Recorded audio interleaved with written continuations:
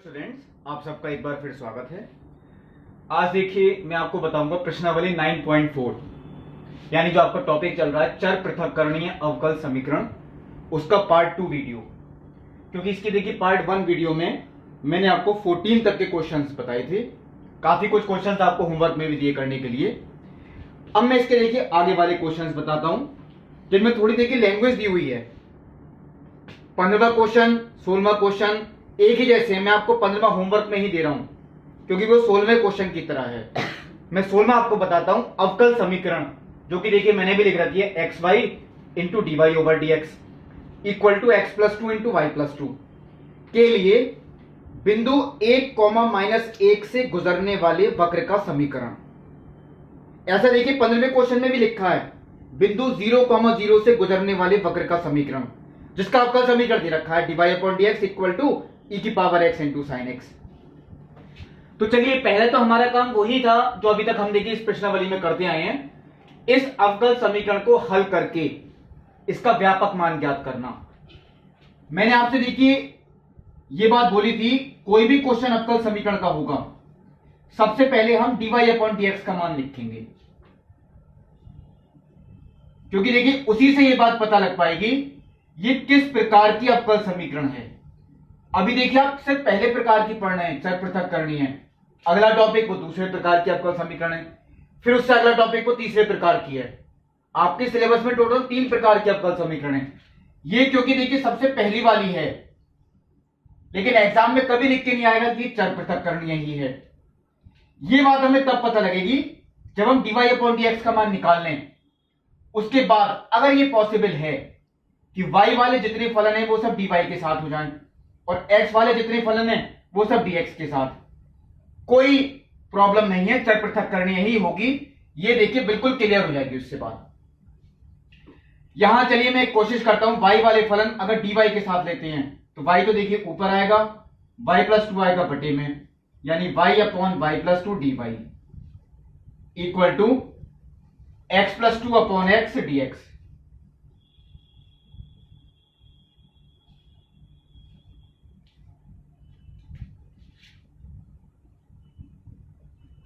अब देखिए जो बात मैंने आपको बताई थी, दोनों पक्षों का अपने अपने चरों के सापेक्ष समाकलन करने पर y upon y plus two, आप देखिए वही लाइन लिखेंगे जो मैंने आपको बोली थी, दोनों पक्षों का अपने अपने चरों के सापेक्ष समाकलन करने पर, क्योंकि इसका y के सापेक्ष होगा और इसका होगा देखिए x के सापेक्ष। अब समाकलन कैसे करें? देखिए ऊपर भी y की पावर 1 है, नीचे भी y की पावर 1, और जबकि मैंने आपको ये बात बोली थी अंश बटे हर का जो भी क्वेश्चन होगा पावर हमेशा कम होनी चाहिए ऊपर, यहां तो इक्वल है। तो या तो मैं इसे भाग करूं या यही चीज लाने की कोशिश करें जो नीचे लिखा है, वो भी देखिए भाग ही कहलाएगा। मैंने इसमें 2 जोड़ा 2 घटाया,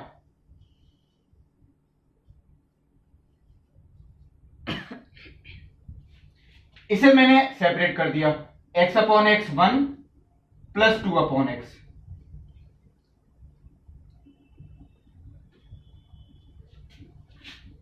अब देखिए इसका भी समाकलन करना है, चलिए मैं सीधा ही कर दूंगा, y plus two upon y plus two, separate करते हैं 1 आ गया, 1 का समाकलन y के सापेक्ष y हो गया, minus 2 upon y plus two, तो 2 तो नियतांक है, 1 अपॉन वाई प्लस टू का log y plus two equal to 1 का समाकलन x प्लस 1 अपॉन एक्स का लॉग x प्लस c। सारे पद लॉग के होते देखिए तो मैं लॉग सी लेता नियतांक, सारे पद तो देखिए नहीं है लॉग वाले, चलिए मैं ऐसे ही छोड़ता हूं। ये तो हुआ देखिए इसका व्यापक हल, हम इतना भी छोड़ सकते हैं। लेकिन अब इन्होंने देखिए ये बात बोली है बिंदु 1, -1 से गुजरने वाले वक्र का समीकरण। ये देखिए वक्र का ही समीकरण है, लेकिन इसमें अनंत वक्र शामिल है, क्योंकि इस नियतांक के अनंत मान हो सकते हैं। हमें एक वक्र निकालना है ऐसा, लेकिन वो कौन से बिंदु से होके जाता है वो दे रखा है बिंदु 1, ये इसमें देखिए अनंत वक्र शामिल हैं। कोई सा एक वक्र जरूर ऐसा होगा जो बिंदु 1, -1 से होकर जाता है। ये लाइन देखिए मैं यहां लिखता हूं, यह वक्र बिंदु 1, -1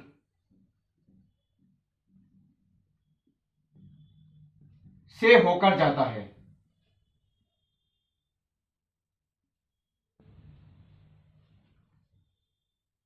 इसका मतलब क्या है? देखिए, पिछले वीडियो में मैंने आपको लास्ट वाले क्वेश्चंस जो बताए थे वो विशिष्ट हल वाले थे। ये भी विशिष्ट हल ही है। यहां पे हमें c का एक विशिष्ट मान निकालना है और वो निकलेगा देखिए इससे, क्योंकि ये जो वक्र है ये इस बिंदु से होकर जाता है। इसका मतलब क्या है? x बराबर तो 1 हो गया और y बराबर कितना है? -1। x बराबर 1 और y बराबर -1 रखने पर x बराबर 1 रखें, y बराबर -1, तो देखिए y का मान -1, देखिए ये आ गया -1 माइनस 2 log y का मान -1, तो ये log 1 ही बचा, इक्वल टू x का मान 1 plus 2 log 1 plus c। log 1 का मान 0, ये भी log 1 0, इनसे कोई फर्क नहीं पड़ेगा। 1 को ले आए अगर हम इधर तो -1 -2, यानी देखिए जो c का मान निकल के आया वो हुआ -2। ये c का विशिष्ट मान हुआ और ये c का मान देखिए हम वापस अगर इसी में रख दें तो देखिए ये होगा वक्र का समीकरण। ये देखिए मैं इस तरह से हेडिंग लिख देता हूं, वक्र का समीकरण y -2 log y plus 2 equal to x plus 2 log x -2, क्योंकि c का मान -2। ये देखिए विशिष्ट हल हुआ। इस अवकल समीकरण का ये व्यापक हल था, ये विशिष्ट हल है और ये ऐसा विशिष्ट हल है, यानी ये जो वक्र है वो इस बिंदु से होकर जाता है 1, -1। ऐसे ही देखिए क्वेश्चन नंबर आपको 15 करना है। अब देखिए क्वेश्चन नंबर 18। देखिए क्वेश्चन नंबर 17, 18 दोनों ही एक जैसे हैं। मैं आपको देखिए 18 कराता हूं, 17 की हिंट भी दूंगा, वो आप लोग खुद होमवर्क में करें। एक वक्र के किसी बिंदु x, y पर स्पर्श रेखा की परिमलता, वो देखिए किसके इक्वल है? वक्र के बिंदु x, y पर जो स्पर्श रेखा की परिमलता है, स्पर्श बिंदु को बिंदु -4 -3 से मिलाने वाले रेखाखंड की परिमलता की 2 गुनी है। ये बात देखिए मैंने बोर्ड पे इस समय लिखी है, समीकरण के रूप में लिखी है। वक्र के बिंदु x, y पर स्पर्श रेखा की परिमलता, वक्र के बिंदु x, y पर स्पर्श रेखा की जो परिमलता है वो 2 गुनी है। किस रेखाखंड की परिमलता के? स्पर्श बिंदु को बिंदु -4, -3 से मिलाने वाले रेखाखंड की परिमलता के। मान लीजिए ये मैं आपको अगर एक चित्र की सहायता से बताता हूं, ये देखिए वक्र है और ये वक्र का है x, y बिंदु। चलिए मैं यहां लिख देता हूं, ये है x, y। इस बिंदु पर देखिए खींची गई स्पर्श रेखा वो ये है। इसी की जो परिमलता है वो 2 गुनी है उस रेखा की परिमलता के जो रेखा स्पर्श बिंदु और इस बिंदु से होकर जाता है। जो रेखाखंड किस बिंदु से होकर जाता है? एक तो स्पर्श बिंदु से और एक -4, -3 से। अब आप लोग सोचेंगे स्पर्श बिंदु देखिए ये है x, y और एक -4, -3 बिंदु, चलिए मैं यहां मान लेता हूं। तो ये जो रेखाखंड है देखिए,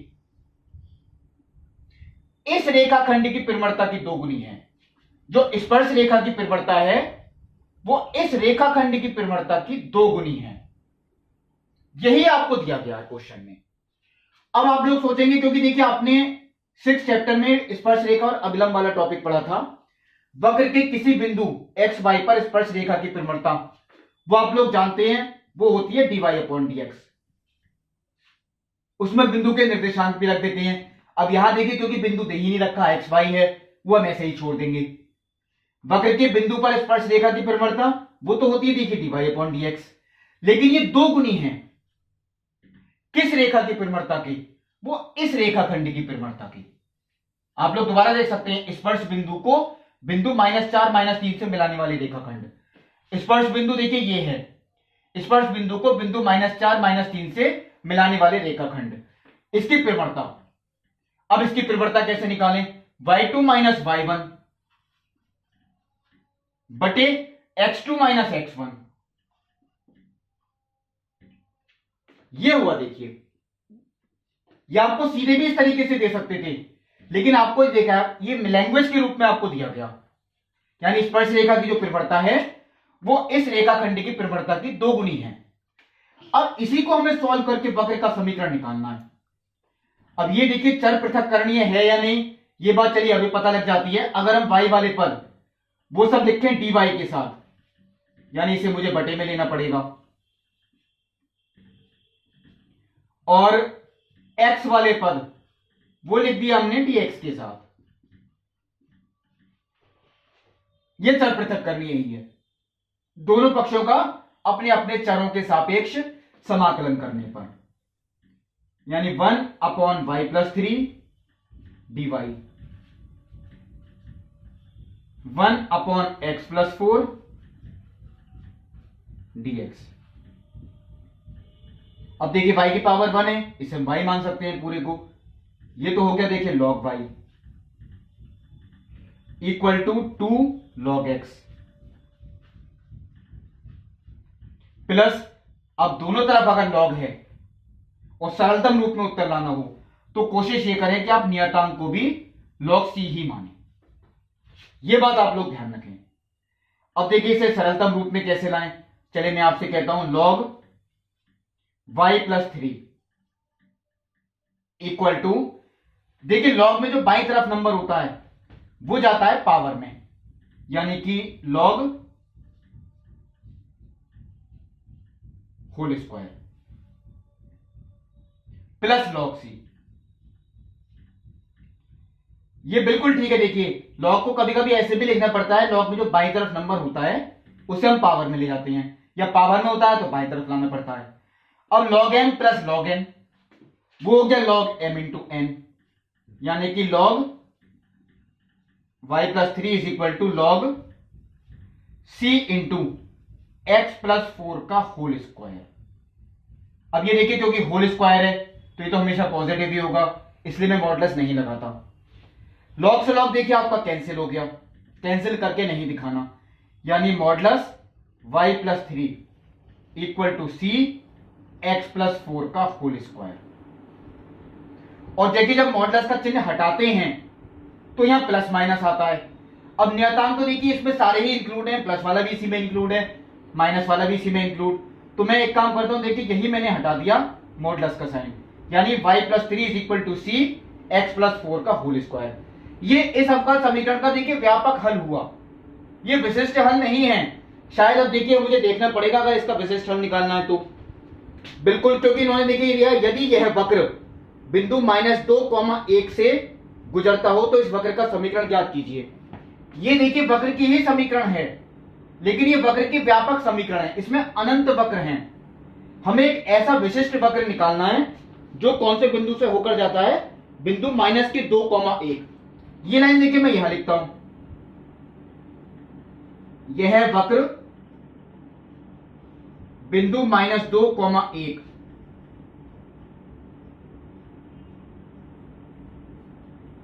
से होकर जाता है। इसका मतलब x का मान -2 और y का मान 1।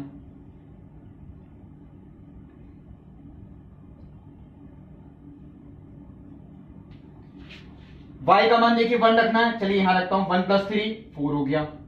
c का मान निकालना है, x का मान -2 तो 4 - 2 2 का स्क्वायर 4, यानी c इंटू 4। c का मान देखिए 1 आता है, ये विशिष्ट मान हो गया c का। और ये अगर हम वापस देखिए इसी में रख दें तो हमारा उत्तर आता है, c का मान देखिए 1 है तो x+4 का whole square equal to y+3। ये हुआ देखिए वक्र का समीकरण। और ये देखिए एक परवलय का समीकरण है, क्योंकि अगर मैं इसे कैपिटल X मानता हूं और इसे कैपिटल Y तो x² is equal to y। ये y अक्ष की धनात्मक दिशा में परवलय का समीकरण है। ये बात देखिए इससे भी प्रूफ होती है, ये जो वक्र है ये परवलय होता है। तो देखिए मैंने जो आपको 18 क्वेश्चन बताया है, अब जो 17 क्वेश्चन आपको दिया है, एक हिंट देता हूं छोटी सी आपको।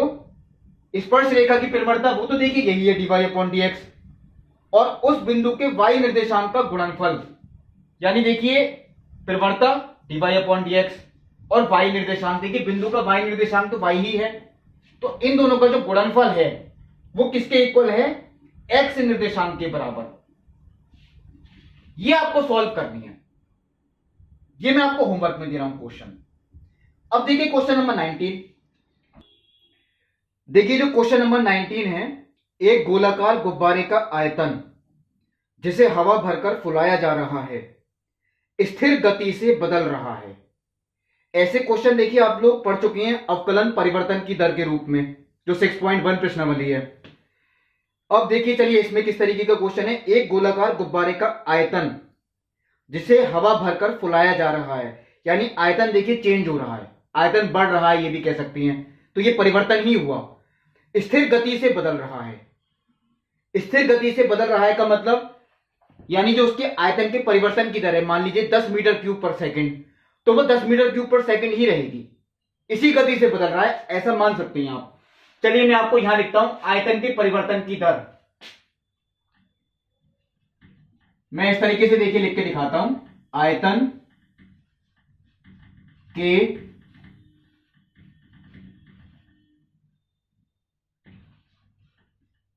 परिवर्तन की दर, और वो देखिए नियतांक है। मैं इस तरीके से लिख देता हूं, देखिए स्थिर गति का मतलब क्या है, यानी कि नियतांक, ये कोई भी नियतांक हो सकता है। अब आप परिवर्तन की दर देखिए किस तरीके से लिखते थे, dv/dt, क्योंकि जो परिवर्तन की दर होती है समय के सापेक्ष है, यानी dv/dt। अब ये नियतांक है, तो नियतांक को मैंने k मान लिया, dv/dt यानी आयतन के परिवर्तन की दर, वो इक्वल टू k। गोलाकार गुब्बारा देखिए, अब ये भी एक अवकल समीकरण ही है, देखिए बस ये यहां x और y नहीं है, यहां t और v है। ये किस तरीके से सॉल्व करें, अब ये भी अगर देखिए चर पृथक करणीय है, बिल्कुल ठीक, क्योंकि यहां तो केवल नियतांक है, v वाला फलन बिल्कुल अलग हो गया, और जो t के फलन थे यहां पे तो कोई फलन ही नहीं है, ये 1 ही माना जाएगा, यानी 1 dv और 1 dt के नियतांक है, तो ये चर पृथक करणीय ही है। दोनों चर देखिए पृथक हो गए, दोनों पक्षों का अपने अपने चरों के सापेक्ष समाकलन करने पर। ये देखिए, अब देखिए ये dv का मतलब मैंने आपको अभी बोला था वो 1 ही माना जाएगा, और 1 का समाकलन b के सापेक्ष करें वो b हो गया, यानी कि आयतन। k नियतांक है, हमें समाकलन किसका करना है, 1 का, किसके सापेक्ष, t के, तो kt प्लस c, आयतन equal to kt plus c। गोलाकार गुब्बारे का आयतन देखिए आप लोग पढ़ चुके हैं, उसका सूत्र होता है 4/3 pi r cube equal to kt plus c। ये मैंने त्रिज्या का फलन निकाल दिया समय के पदों में, 4/3 pi r cube is equal to kt plus c। अब देखिए ये तो इसका व्यापक हल हुआ, यहां तो दो नियतांक है। चलिए मैं आगे देखता हूं इसमें कैसे सॉल्व करेंगे इसे। इसके लिए इन्होंने प्रतिबंध भी दे रखे हैं। आरंभ में गुब्बारे की त्रिज्या 3 इकाई है। देखिए मैं एक हेडिंग इस तरीके से लिख देता हूं, आरंभ में देखिए गुब्बारे की त्रिज्या 3 इकाई है, तो आरंभ का मतलब देखिए यही होता है जब t इज इक्वल टू 0। आरंभ का मतलब बिल्कुल स्टार्टिंग में, कोई भी समय व्यतीत नहीं हुआ, यानी t इज इक्वल टू 0 पर। आरंभ में देखिए गुब्बारे की त्रिज्या कितनी दे रखी है, 3 इकाई, और त्रिज्या कितनी है देखिए r, यानी स्टार्टिंग में जो गुब्बारा था वो 3 इकाई की त्रिज्या पर था। t इज इक्वल टू 0 पर, ये मैंने इस तरह से लिख दिया r इज इक्वल टू 3। अब इन्हें मैं इसमें अगर रखता हूं देखिए तो 4/3 पाई, r की वैल्यू 3 है तो 3 का cube is equal to k into 0 plus c। ये तो 0 ही हो गया, इससे c का मान निकलेगा क्या, ये तो 27, 3 से कैंसिल हो गया 9 बार, फिर 36 पाई आता है, जो सी का मान आता है, चलिए मैं इसे बॉक्स में लिख देता हूं, ये हो गया देखिए 36 पाई। ये तो था आरंभ वाली बात, मैंने देखिए इसी में रखा था, मैं टिक करता हूं, इसमें मैंने टी का मान 0 रखा, आर का मान 3, क्योंकि ये तो व्यापक हल है। अब देखिए इन्होंने क्या लिखा, 3 सेकंड बाद, त्रिज्या है 6 इकाई, तो अगला जो हेडिंग मैंने बनाया वो इस तरीके से बनाया, 3 सेकंड बाद।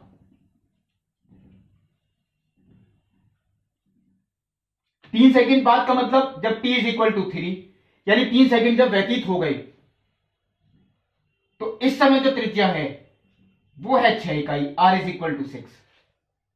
ये भी मुझे व्यापक हल में रखना है। चलिए यहां पे r की वैल्यू 6 रखनी है, तो 4/3 पाई 6 का क्यूब इक्वल टू t का मान 3 रखना है, तो 3k प्लस c का मान हम निकाल चुके 36 पाई। देखिए ये बात ध्यान रखें, आगे भी अभी मैं क्वेश्चंस बताऊंगा, तो पहले जो नियतांक होता है हमारा वो निकलेगा हमेशा आरंभ वाली कंडीशन पे, यानी t इज इक्वल टू 0 पर। उसके बाद कोई ना कोई और कंडीशन लगती है जो भी दे रखी होगी क्वेश्चन में। अब देखिए k का मान अगर मैं निकालता हूं इसे सॉल्व करके, तो ये 216, 3 से कैंसिल हुआ 72 बार, तो ये 288 पाई, और ये भी मैं माइनस में ले आया 36 पाई इक्वल टू 3k, तो ये 252 पाई इक्वल टू 3k। तो जो k की वैल्यू आई, पूरा पूरा कैंसिल भी होता है, 84 पाई, ये हो गया देखिए k का मान। अब देखिए हमें निकालना क्या था क्वेश्चन में, अब देखता हूं, t सेकंड बाद गुब्बारे की त्रिज्या कितनी होगी। हमें त्रिज्या का फलन ही निकालना है t सेकंड बाद, मतलब ये k और c के मान जो हमने निकाले ये वापस इसमें रखनी है। मैं चलिए देखता हूं क्या आता है, 4/3 पाई r क्यूब, ये इसका विशिष्ट हल होगा।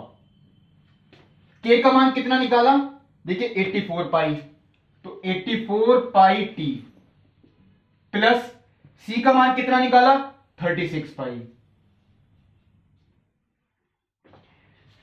मैं देखिए अगर इसे सॉल्व करता हूं, चलिए 4 मैंने 3 से पहले गुणा की, 4 पाई r क्यूब, तो 3 से गुणा करता हूं 252 पाई t प्लस, चलिए एक काम और करता हूं, पाई इसमें कॉमन ही आएगा, 3 से तो गुणा ही करनी है, 252 t प्लस 108,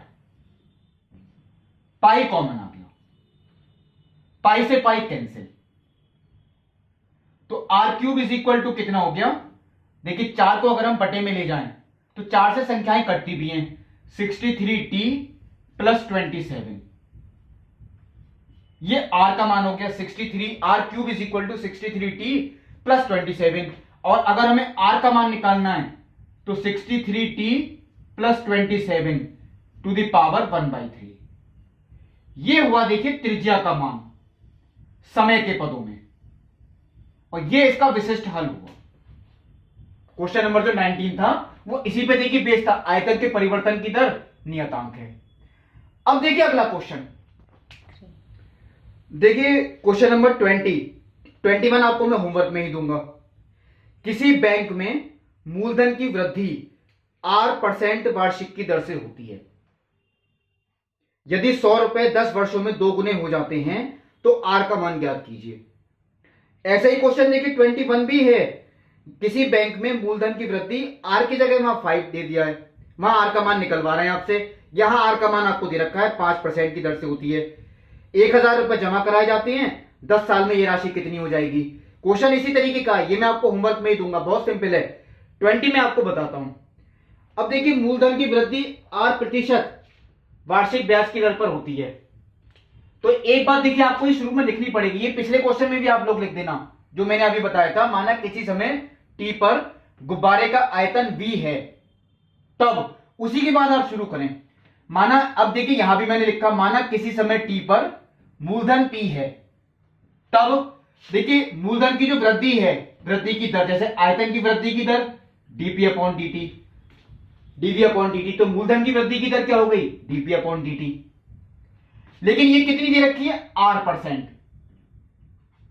लेकिन ये देखिए R% केवल ये नहीं आप इतना ही छोड़ दें, ये परसेंटेज भी आप लोग निकालते हैं तो किसी ना किसी चीज का ही होता है।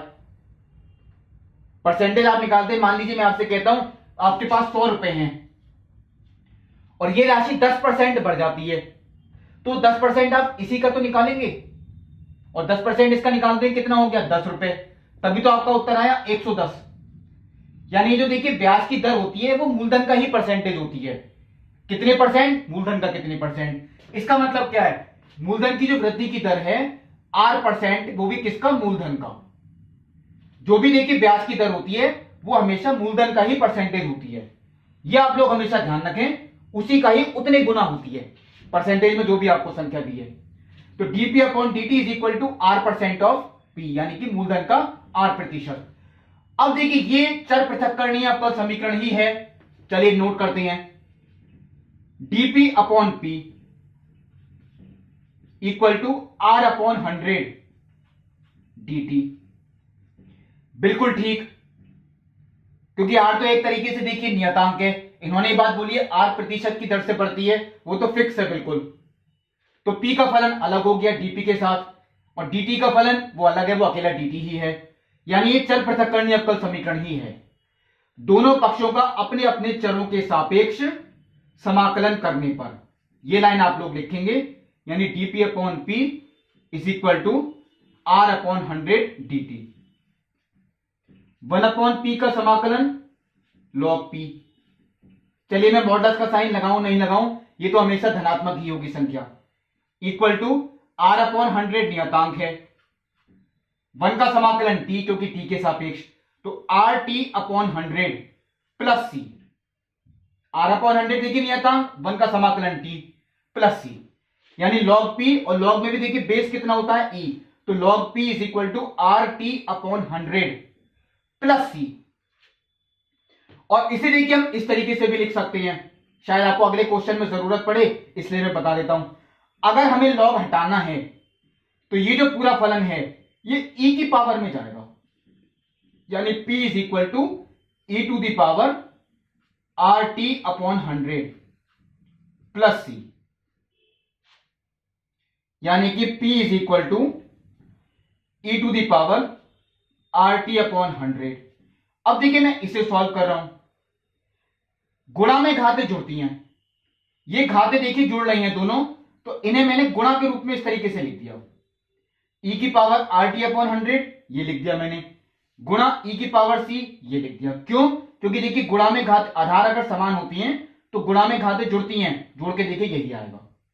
और देखिए e की पावर c ये खुद एक नियतांक है, तो e की पावर c को हम किसी और लेटर से भी रिप्रेजेंट कर सकते हैं, मैंने इसे k मान लिया, k गुणा e की पावर RT अपॉन 100, यहां लिख देता हूं जहां k is equal to e to the power c। चलिए मैंने लिख दिया,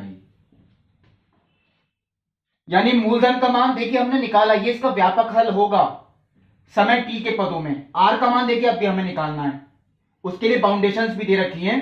अब इन्होंने देखिए क्या दिया है, यदि 100 रुपए 10 वर्षों में 2 गुने हो जाते हैं, 100 रुपए यानी इसका मतलब क्या है, हमने आज 100 रुपए जमा करे, आज का मतलब देखिए आरंभ में, जो मैंने देखिए पिछले क्वेश्चन में हेडिंग बनाया था वही मैं यहां लिख देता हूं, आरंभ में t इज इक्वल टू 0 पर कितने रुपए जमा करे हमने, p यानी 100 रुपए, तो मूलधन p का मान जो हो गया वो हो गया 100।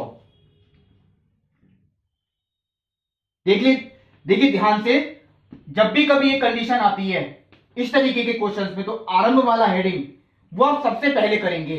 हमने आज जितने रुपए जमा किए वो इसका मतलब होता है आरंभ की बात, यानी कि t इज इक्वल टू 0 पर मूलधन कितना है 100 रुपए, क्योंकि हमने 100 रुपए जमा किए। अगले क्वेश्चन में आप लोग यही करेंगे जो होमवर्क में करना है, आरंभ में t इज इक्वल टू 0 पर p इज इक्वल टू 1000, क्योंकि शायद उसमें यही लिखा है 1000 रुपए जमा कराई जाती हैं। अब देखिए पहले मुझे कोई ना कोई मान तो इससे निकलेगा, t इज इक्वल टू 0 रखता हूं मैं, p का मान 100, तो देखिए p का मान मैंने 100 equal to k e to the power, t का मान मैंने 0 रखा, तो 0 इंटू R अपॉन 100 वो 0 ही आएगा, और e की पावर 0 वो 1 हो गया। चलिए मैंने एक बार लिख दिया e की पावर 0, तो ये देखिए सीधा सीधा निकलता है k का मान, k इज इक्वल टू हमारा 100 आ गया।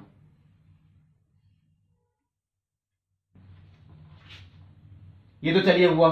अब देखिए इन्होंने पूछा क्या है, अगर 100 रुपए 10 वर्षों में 2 गुने हो जाते हैं, ये तो आरंभ की बात थी। अब आता है 10 वर्ष बाद। वो हेडिंग चलिए मैंने यहां लिखा 10 वर्ष बाद, यानी जब समय कितना व्यतीत हो चुका है 10 वर्ष। t is equal to 10, t is equal to कितना हो गया 10 पर देखिए 10 वर्षों में 100 रुपए दुगने हो जाते हैं, यानी अब जो है p का मान वो 100 नहीं हुआ, वो 2 गुना हो गया, यानी कितना हो गया 200। तो p is equal to 200, t is equal to 10 पर p इज इक्वल टू 200। रखना कौन सी समीकरण में है, देखिए वो यही है व्यापक समीकरण जो थी। तो p का मान तो मैंने 200 ही रखा, इक्वल टू k का मान हम लोग निकाल चुके 100 गुणा e की पावर, देखिए t का मान कितना है 10, तो 10r अपॉन 100। 100 आएगा देखिए बटे में, यानी कि 200 बटे 100 इक्वल टू, ये देखिए कैंसिल होता है e to the power r divided by 10। ये कैंसिल होके कितना आता है 2 is equal to e to the power r upon 10। अब देखिए क्वेश्चन में मान भी दे रखा है log 2 का 0.6931। यहां तो कहीं log आ ही नहीं रहा, हमें log लेना पड़ेगा दोनों पक्षों का। log 2 देखिए बेस e, तो मुझे log इधर का भी लेना पड़ेगा, log e to the power r upon 10 base e, log e to the power r upon 10 base e। log 2 का मान देखिए हमें दे रखा है 0.6931, शायद यही है 0.6931 इक्वल टू, देखिए लॉग का नियम आप लोग पढ़ चुके हैं, पावर हमेशा आगे आती है, r अपॉन 9, r अपॉन 10, और यह आपका रहता है log e base e, r upon 10 आगे आ गया और log e बेस e। इसका मान आप लोग अवकलन में ही पढ़ चुके हैं, log e बेस e इसका मान 1 होता है, यानी कि 0.6931 is equal to r upon 10। 10 से अगर हम गुणा कर दें, ये देखिए दर आ गई 6.931%, और यही आपसे देखिए निकलवा रहे थे जो ब्याज की दर थी वो कितने प्रतिशत होगी 6.931%। देखिए जो अगला क्वेश्चन है वो भी आपको इसी तरीके से करना है। आप लोग ध्यान से देखिए, अगला क्वेश्चन जो दे रखा है मैं आपको हिंट दे रहा हूं, केवल दर आपको दे रखी है, r का मान कितना है 5, तो आप यह स्टार्टिंग में 5 बटे 100 गुणा p लिखे, यानी p बटे 20। आप लोग इसका व्यापक हल निकालेंगे, इसी तरीके से आएगा। अब देखिए कितने रुपए जमा कराए जाते हैं 1000 रुपए, तो t इज इक्वल टू 0 पर p इज इक्वल टू 1000, पहले किसी ना किसी नियतांक का मान निकलेगा। फिर दोबारा देखेंगे t इज इक्वल टू 10 पर p का मान कितना होगा वो निकालना है आपको।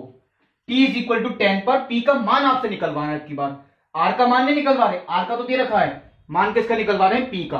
वो आप होमवर्क में करें, बहुत अच्छा क्वेश्चन है, सिंपल क्वेश्चन है, वो देखिए मैं आपको होमवर्क में दे रहा हूं। अब देखिए क्वेश्चन नंबर 22, देखिए क्वेश्चन नंबर 22 भी इसी तरीके का ही है, चलिए मैं आपको बता देता हूं। किसी जीवाणु समूह में जीवाणुओं की संख्या 1 लाख है, 2 घंटों में इनकी संख्या में 10% की वृद्धि होती है, कितने घंटों में जीवाणुओं की संख्या 2 लाख हो जाएगी, यानी कि 2 गुनी, यदि जीवाणुओं की वृद्धि की दर उनके उपस्थित संख्या के समानुपाती है। यहां देखिए कंडीशन भी दे रखी है, मैंने देखिए वही लाइन लिखी, आयतन वाले क्वेश्चन में मैंने नहीं लिखा था, वो आप लोग जरूर लिख दें। माना किसी समय t पर गुब्बारे का आयतन b है, यहां भी देखिए मैंने लिखा माना किसी समय t पर जीवाणुओं की संख्या p है। तब अब देखिए पहले मैं थोड़ा भाषा के रूप में इसको लिखता हूं, इनकी जो वृद्धि की दर है समानुपाती है इनकी उपस्थित संख्या,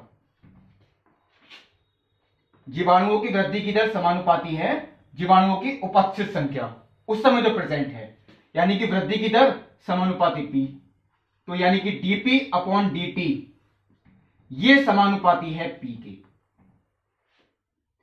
अब आप लोग देखिए पढ़ भी चुके हैं इतना, क्योंकि फिजिक्स के कई डेरिवेशंस में ऐसा होता है, जब हम समानुपाती का चिन्ह हटाते हैं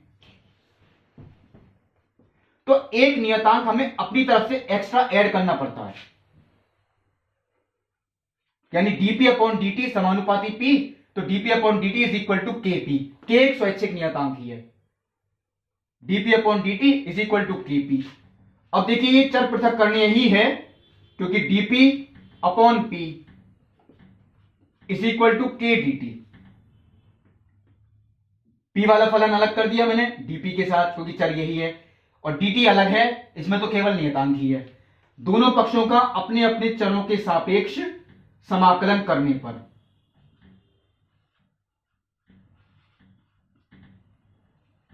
यानी कि 1/p का समाकलन log p। ये तो नियतांक, देखिए ये p का मान तो पॉजिटिव ही होगा हमेशा, मैं मॉडुलस नहीं लगा रहा। k नियतांक है, 1 का समाकलन t हो गया t के सापेक्ष plus c। log p is equal to के T plus C. log p is equal to के टी प्लस सी। और ये देखिए बेस e है, और चाहे तो हम p का मान वही निकाल सकते हैं e की पावर के टी प्लस सी। चलिए एक क्वेश्चन में बिना इसके भी कर देता हूं, सिंपल लॉग वाले मेथड से। ये इसका व्यापक हल हुआ, log p is equal to के टी प्लस सी। लेकिन हमें इसका विशिष्ट हल निकालना है। देखिए इसमें कंडीशंस दे रखी है। अब देखिए ये किस तरीके से सॉल्व करें। पहले देखिए जीवाणुओं की संख्या 1 लाख है, वो आरंभ की बात हुई। देखिए चलिए मैं यहां लिख देता हूं,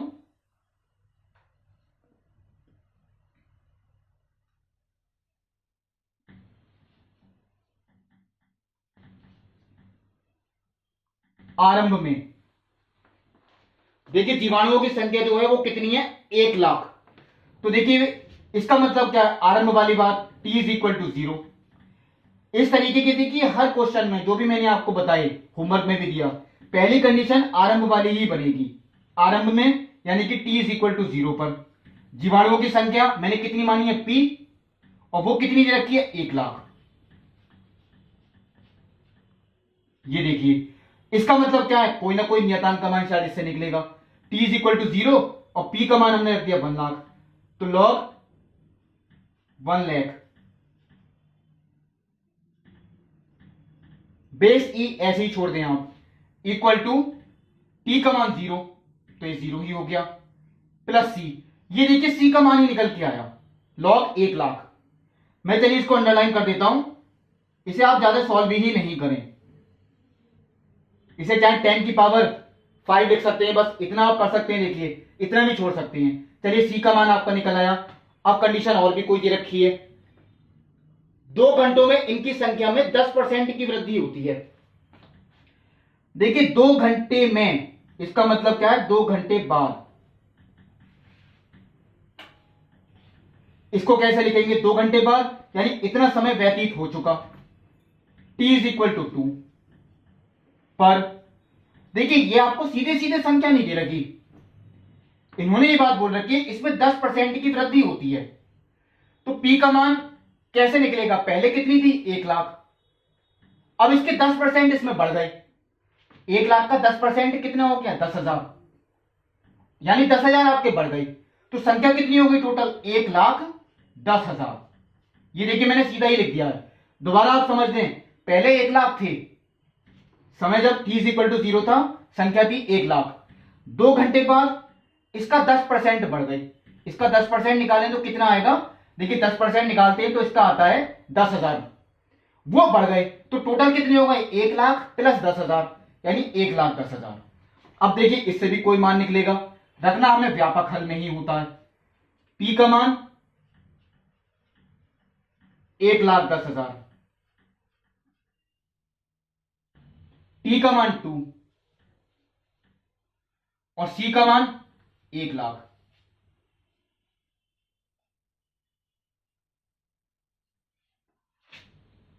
यहां से k का मान निकलेगा, वो कितना आता है, चलिए सॉल्व करते हैं। देखिए अगर मैं इसे माइनस में लेता हूं तो log m minus log n, ये हो गया log m बटे n।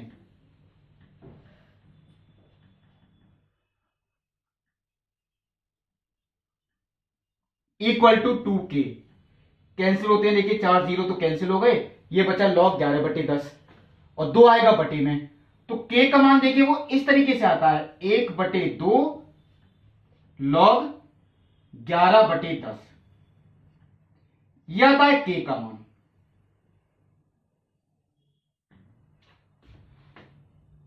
अब अगर आपसे ये कहते देखिए कि मूलधन का मान निकालें समय t के पदों में, तो हम c का मान तो c की जगह रख देंगे, log कितना है वो c का मान 1 लाख, और ये k का मान कितना है 1/2 log 11/10। अब देखिए पूछा क्या गया है, हमसे व्यापक हल नहीं पूछा गया, ये पूछा गया है जीवाणु कितने घंटों में जीवाणुओं की संख्या 2 लाख हो जाएगी, कितने घंटों बाद। अब की बात समय दे ही नहीं रखा, जीवाणुओं की संख्या हो जाएगी कितनी, यानी t इज इक्वल टू, ये मैंने देखिए क्वेश्चन मार्क लगा दिया, ये हमें पता ही नहीं है, पर p is equal to 2 lakh हो जाएगी। यानी हमें समय का मान निकालना है आपकी बात, कितने घंटे बाद जीवाणुओं की संख्या 2 गुनी हो जाएगी, यानी पहले कितनी थी 1 लाख, अब वो 2 लाख हो जाएगी। तो रखना अब भी देखिए इसी में ही है, p का मान 2 लाख, चलिए मैं यहां रखता हूं log, ये देखिए 2 लाख इक्वल टू के टी प्लस सी, टी तो पता ही नहीं है, अब देखिए के का मान मैं के की जगह रख रहा हूं 1/2 log 11/10 टी, के टी प्लस सी, और सी का मान कितना है वो भी हम निकाल चुके, log 1 लाख, वो log, चलिए मैं यहीं लिख देता हूं 1 लाख, log 1 लाख को हम माइनस में लाए, log m minus log n, ये कितना हो गया log m/n, यानी कि log 2 लाख बटे 1 लाख इक्वल टू 1/2 log 11/10।